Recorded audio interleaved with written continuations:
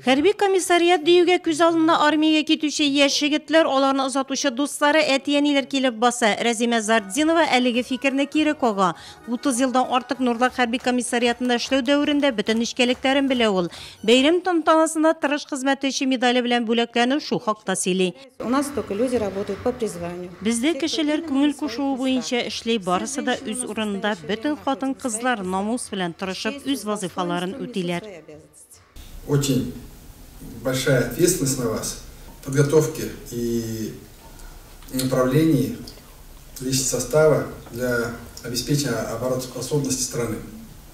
Андый лайыклылар шактый бәйрәм чарасында хәрби комиссариат системасында озак эшләүчеләр бүләкләнде. Мактау кәгазьләре, рәхмәт хатлары хәрби комиссариатның 100 еллыгы уңаеннан истәлек билгеләре тапшырылды.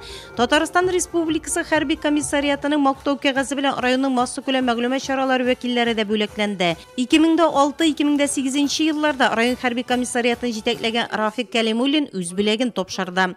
Факс, ксерокс, все. Мы готовим кадры для вооруженных сил. Мы должны отправить в армию умных, сильных, здоровых ребят. Залда армия хезмәтен үткән кайнар нокталарда катнашкан ир-егетләр, аларның хәрби тормышы нәкъ менә комиссариаттан башланган.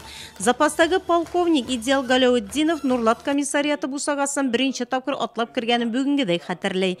Бер этажлы агачтан кырылган бер барак шикелле. Вот шунда инде безнең комиссариат шунда иде, шуннан киттем инде мин.